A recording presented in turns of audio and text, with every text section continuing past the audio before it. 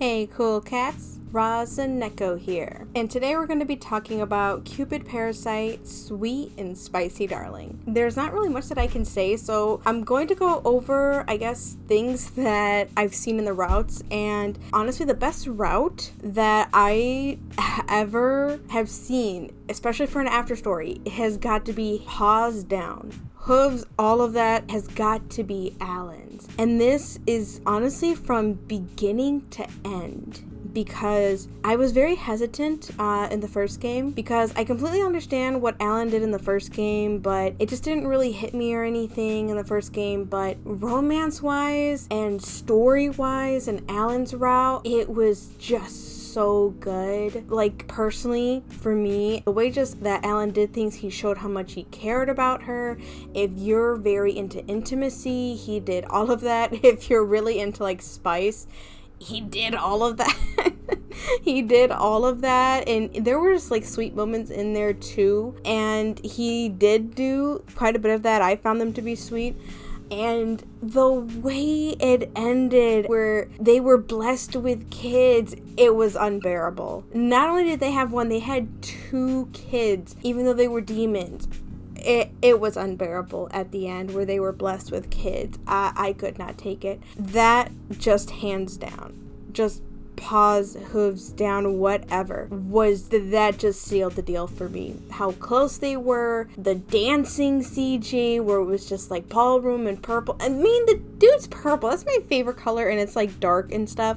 Honestly though, if I had to pick like demons or angels and stuff, me being me, I would pick like angels, but that was just so cute with them. Like, I just can't. Story, romance, intimacy, I just can't. It was so well done, all of it together, just wonderful, just wonderful. But even Alan's like other after story it hurt seeing that he passed on, but she still looked for him, and seeing the change. I love seeing like other options of reused characters to see how that would have turned out, but just seeing that he passed on and she had to stay behind, but she still looked for him, for her choice would have been different compared to in the first game, where she passed on and was reincarnated, and he still followed her, and she still saw him but didn't remember him, but she held on to him. Compared to if he passed on and he was reincarnated, but he found her as a little kid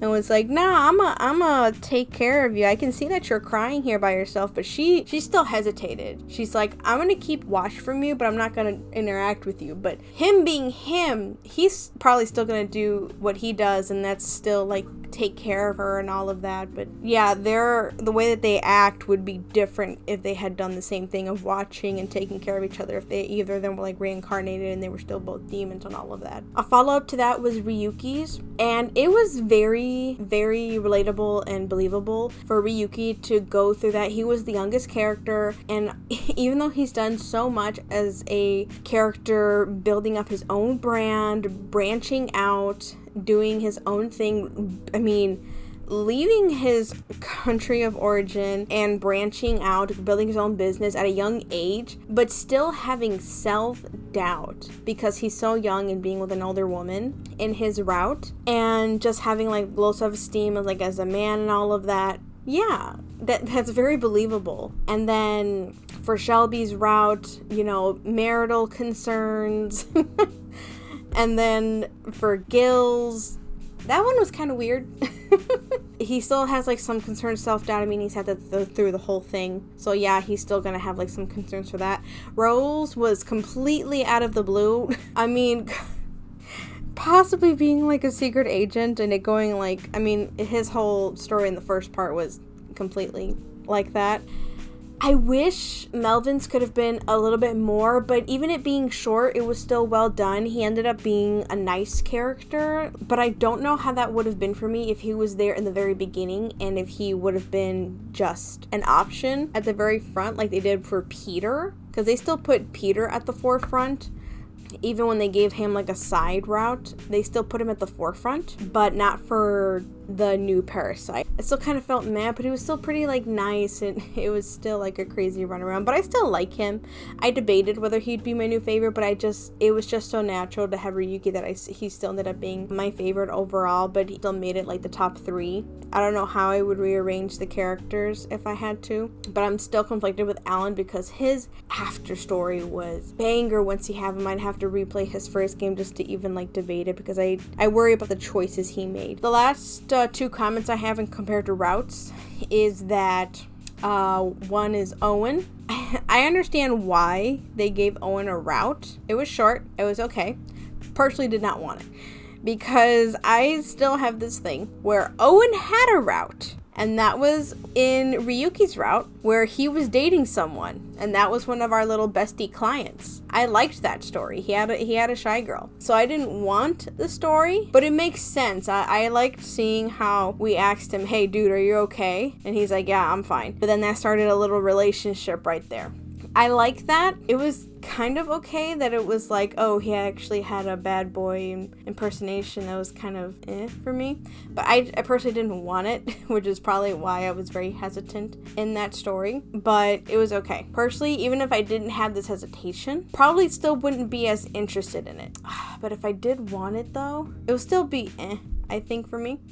The other side story that we had was Zeus. Very short. I want to see where it would go though. I want more of that. What would a story with Zeus be, especially since he's like what, gender fluent? He can go between genders, or at least he appears to be that way. I love that. I want more of that.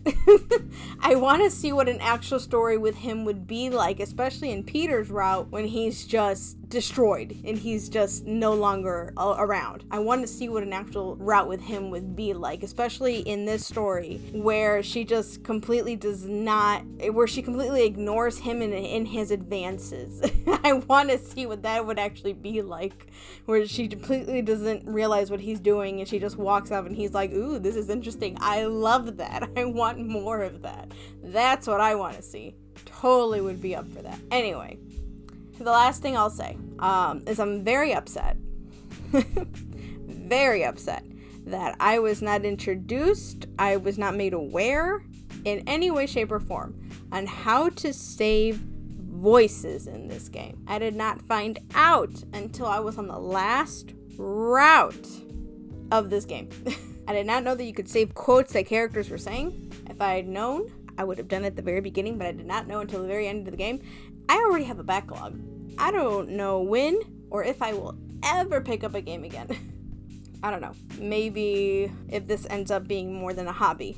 Maybe. But I'm very upset that I was never told or ever figured out, or yeah. That's just the one last thing, is that you could save voices and quotes that characters are saying in the game. But yep, that is the upside note. Oh, and I just thought of one more. I'm very happy that Otome Kitten put in that to go through all the choices that you did not make, because there is a very fun kindergarten episode at the end of the game. I love that kindergarten episode. It was so cute, and I'm so glad I did not miss that. I almost accidentally did. I realized when I was making the review that I almost missed that, but otherwise that is the Katie Corner episode for this. Don't miss any more Otome content by hitting that subscribe button. Otherwise, I'll see you coquettes next time. Bye bye.